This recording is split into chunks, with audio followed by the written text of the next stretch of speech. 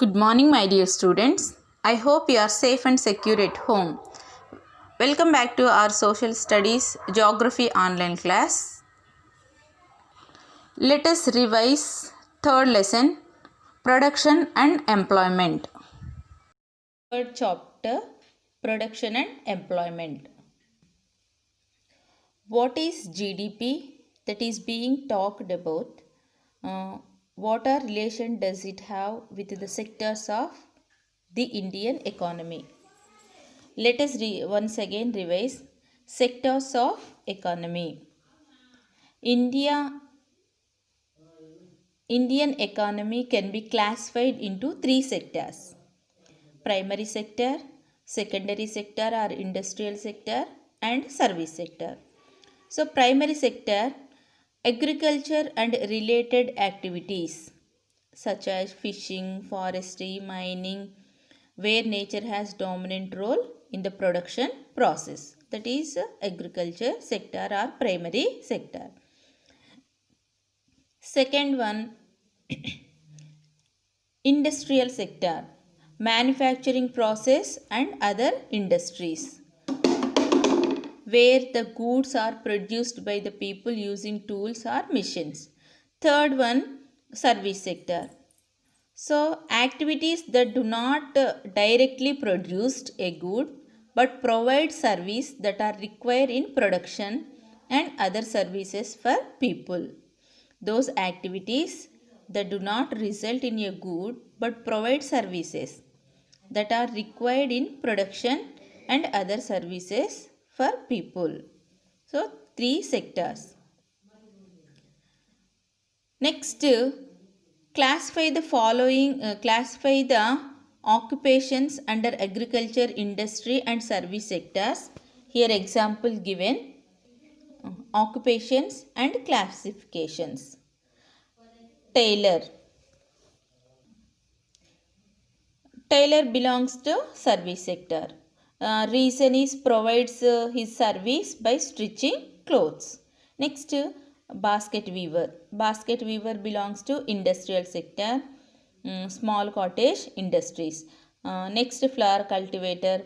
Flower cultivator also belongs to agriculture sector.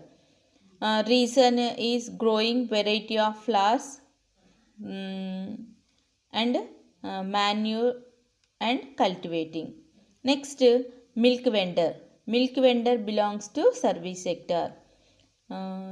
Distributes milk door to door after collecting from milk farmers. Fisherman. Fisherman also belongs to agriculture sector. Catches fish and sells in the market. Next, priest. Priest belongs to service sector, offering his service by performing puja and through mantras. Next, courier. Courier also belongs to service sector. Why? Because delivers parcels from one place to another place. Next, workers in match factory. Workers in match factory, these people are belongs to industrial sector. Why? Because produced matchsticks by using machines. Page number 32. What does GDP means? GDP means gross domestic product.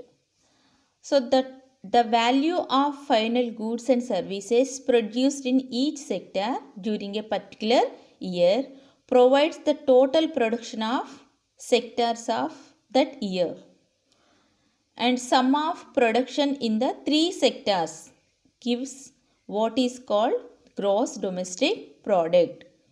The value of all final goods and services produced within a country during particular year. This is one more important question. What does GDP means? GDP means gross domestic product. It means total value of all final goods and services produced within a country during a particular year. Next one, financial year. This means The figure are pertaining to April 2013, for example 2013 to March 2014. April to March. This period is called financial year. The period between April to March of a year is called financial year. This is also important 1 mark question. How do we estimate GDP? For the country as whole, we use the total value of goods and services produced in a country as the indicator of income for the country. The technical term to denote this values is gross domestic product. How do we estimate GDP?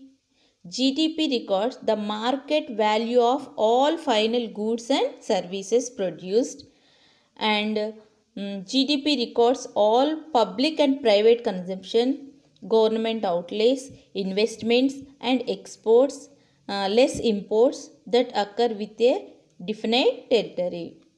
Next, many items, some items, services that are not sold, purchased in the market are not recorded in the GDP, that are household works done by the women.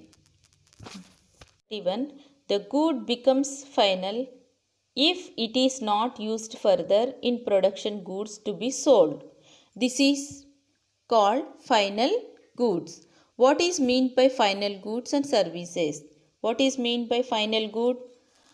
Final goods and services refers to goods which are meant either for consumption or those cannot be used for further manufacturing. So, if it is used further in producing goods to be sold. For example, TV, radio, dresses, computers, etc. Next, here paddy or rice is the intermediate goods and idli is the final good. Here one example given, paddy or rice is the intermediate goods and idli is the final goods. So what is meant by intermediate goods?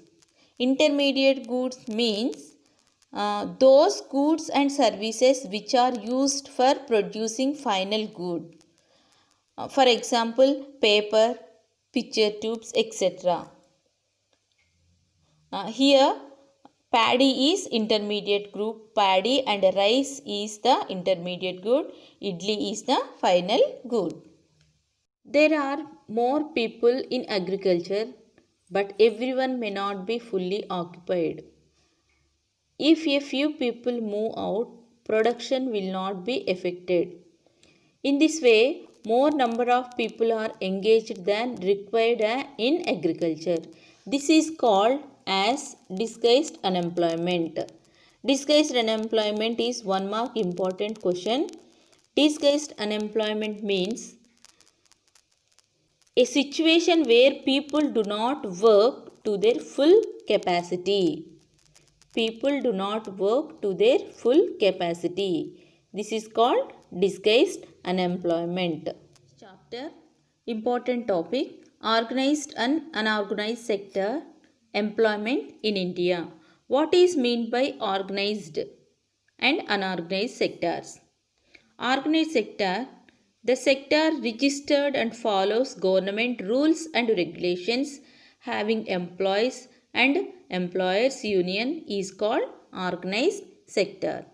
Unorganized sector, the unorganized sector of economy refers to the household based manufacturing activity and small scale and tiny sector of industry. There is no provisions for overtime, paid leaves, holidays. Difference between two. This is 1 mark question. What is mean by organized sector? What is mean by unorganized sector? These two 1 mark important questions. What is the difference between organized and unorganized sectors? Page number 39. What is the difference between organized sector and unorganized sector? Organized sector workers in the organized sector enjoy security of employment and means permanent jobs.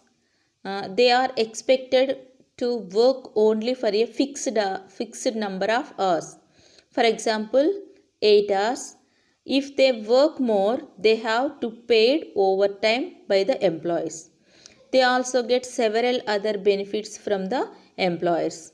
They get paid leaves, payment during holidays, provident funds.